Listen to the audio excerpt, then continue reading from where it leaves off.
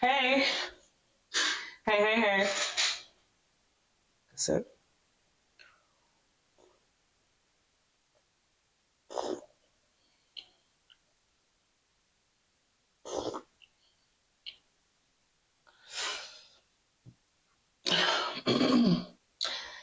Hey, welcome to an episode. Well, let's start this over. Welcome to a new episode of Becoming All In. I am your hostess with the mostest, Tanisha Yorrick, founder and CEO of Your Other Mind. And I help women and or queer founders drop the hustle mode and create culture shifting dynasties. Listen, I don't know. I don't know that I ever fully appreciated what it meant to come and sit in front of you guys and have a conversation. And I think now I'm in this era of doing exactly that. And so becoming all in was this, it was like this divine, I'm a medium and a seer. And it was one of my divine downloads that Spirit gave me was to create this channel, create this page to have these conversations. And I took it and I did it in the most shoddy, piecemeal, put something random together way that I could, all in the way that would hide all my visibility, hide all my brilliance behind a bunch of stuff. And so coming around now for what it would be the first probably official real episode of this thing, for the podcast, for the YouTube channel, the whole nine. And the reason why I say that is because just change is one of those things that's constant. And my company has finally found its way to our most highest expression of self. And because of that, naturally the things that are attached to that, kind of match, right? And so I'm saying all that to say, welcome to Becoming All In. This is a show and an experience for first in line or first generation. And when I say or, what I really mean is the language that we use is first generation. But what that means for us is first in line. First in line, first in your family, first in a generation to build a culture shifting dynasty, to build your reality, let alone your fortune, let alone your career, right? And we help founders and queer and women founders, right? So you don't have to necessarily be queer and a woman. You're a woman or you're queer. Those are the people that we tend to attract.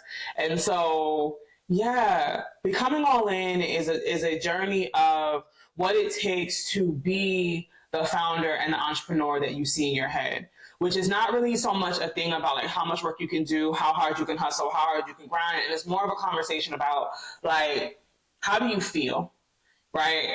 And what's hidden? What are you hiding? Do you know who you are, and how can you do that well? And that's why you have the thing becoming all in, because you're putting all your chips and all of your things on the table, and you're saying, hey, this is me. This is me. This is what I have to offer. This is what I'm doing. Okay? So, ta-da! Okay, so today's episode is about me sharing my business with y'all. Okay, so, if you follow me on Instagram, if you follow me on social media, you know that I dropped a video last week that basically was hey, I'm reliving my next 90 days, right? And, it's I'm reliving my next 90 days. I'm going to share it. I'm going to be really public about it. I'm going to let everybody know what's going on with me. And first of all, that was terrifying to even share or do or write and share with you guys. But, it was the right thing at the right time. And so I'm just going to keep going down that path by telling you what's up. So this is the Becoming All In 90-day rebuild. And if you're tracking it, you realize that I skipped a few days in the beginning. So it's you got 4 videos and you should have 5. Okay, but either way, let's talk about what it means to start over, why I'm starting over, and what that means. So why am I rebuilding? I am rebuilding because much like many of you, many of us start out with what we're doing in the world from probably the lowest place of us, right? We're starting out with our creations. We found companies, or we create companies, or we launch careers, or we launch hobbies, we launch segues and side hustles and all these things. Usually from my research and my study and my years of doing this work, it's usually to soothe something. It's like to soothe some pain, to eradicate or change or create justice somewhere where there was none, right? Maybe you were slighted in your career. Maybe, it's usually like a reaction to something. And that's cool, right? Because we need that. That's what gets most of us out the door. But what you realize is that whole statistic of most businesses, especially like women-owned businesses, don't grow past like year 3. There's a reason why. Because that same energy that got you out the door into your innovation to create this thing is not going to be the same energy that sustains you long term. You have to find your truest expression of what it is you're doing. And I call that the creative dynasty, right? Your top 3 passions, the things that you think are so random and not unrelated, they usually explicitly are, right? And so we all come out the gate like, hey, I'm going to build a thing. The thing is going to be, this kind of good.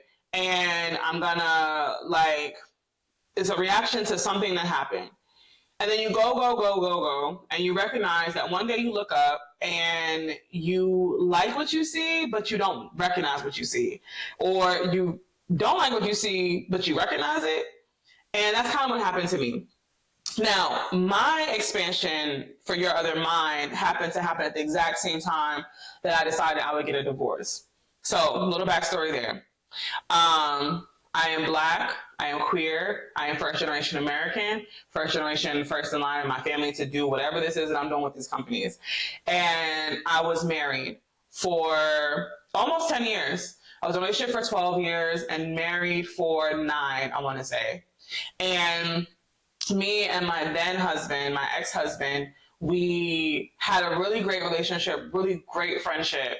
And we had come to a place where I recognized that we would better serve ourselves and each other if we were to let each other go. And we realized that together, right? Like, we realized that, like, hey, you have things that you have to accomplish. I have things that I have to accomplish. And if we love each other the way that we do and say that we love each other, it is best that we go our separate ways so that you can do what you need to do and I can do what I need to do. And we agreed. When I made that decision, though, nobody could have prepared me for the fallout.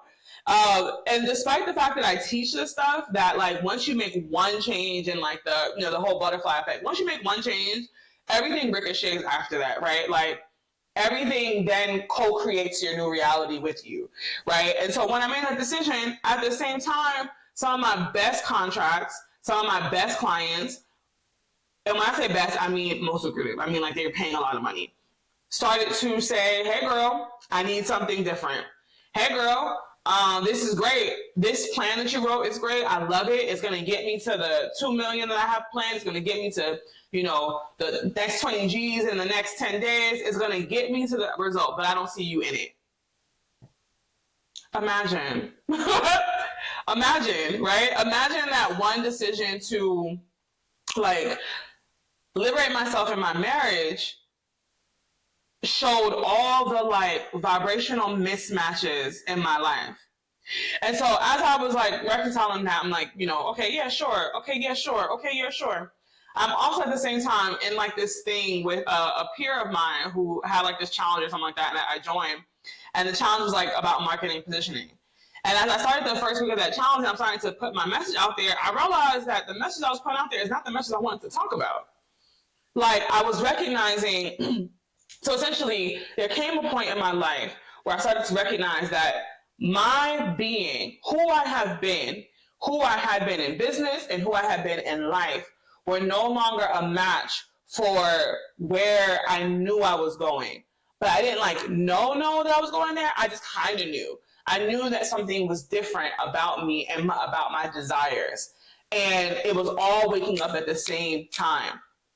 And if you know anything about the science of change, which my clients know that we talk about the science of change and all that all the time, because you need to nourish yourself for this type of thing. But if you know anything about the science of change, that once you change one thing, you start to awaken, right? And I realized that I was going through an awakening.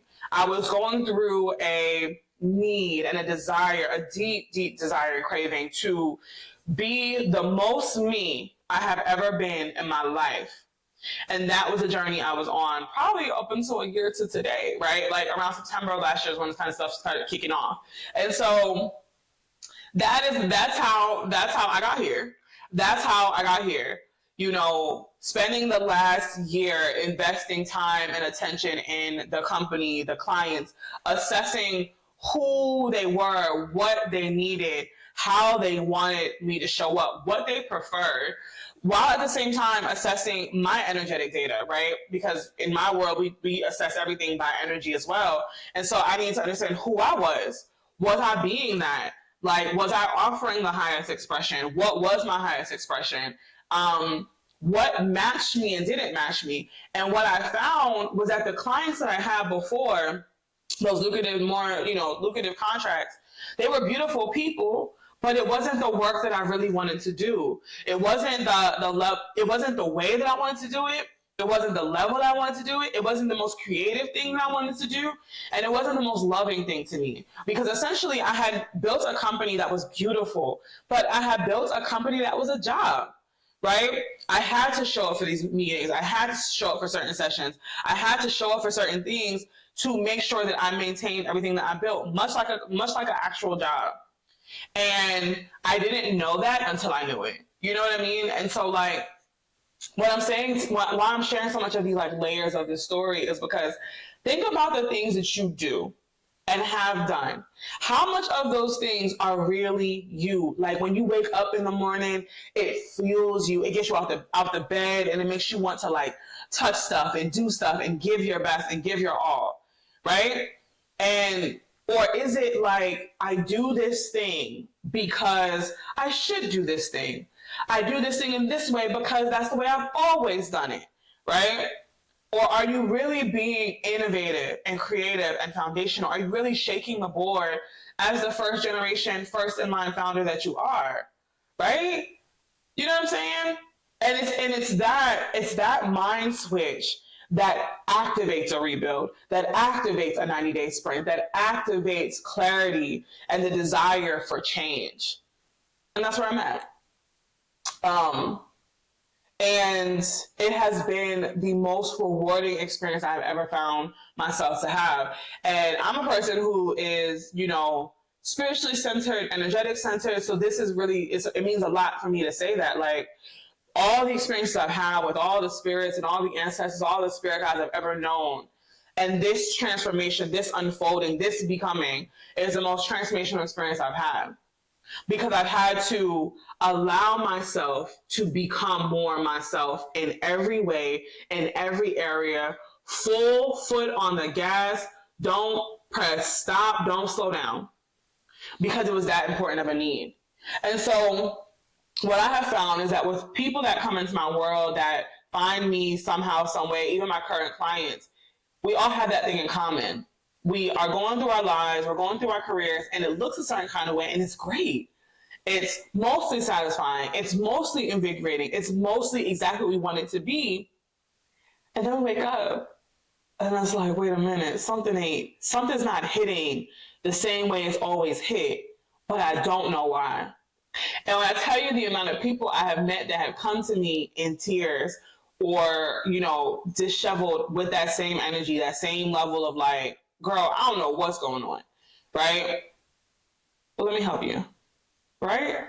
Because this journey, you know, becoming all in is a journey of unlearning a lot of stuff that you have always believed in.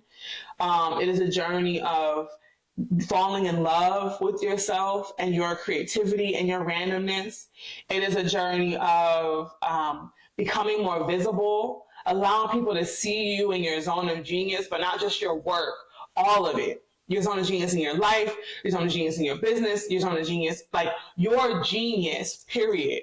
It is an experience where, you know, you let your freak fly. You let yourself dive into the beautiful corners of your mind, and you rewrite stories, and then you allow life to like like ricochet and magnetize everything that you need so that you can be the best you always. And then you find that this is what life is actually supposed to be like. It's supposed to be random synchronicities and random moments and random delights, while also living in your fullest expression and not really like making things happen, but allowing things to happen.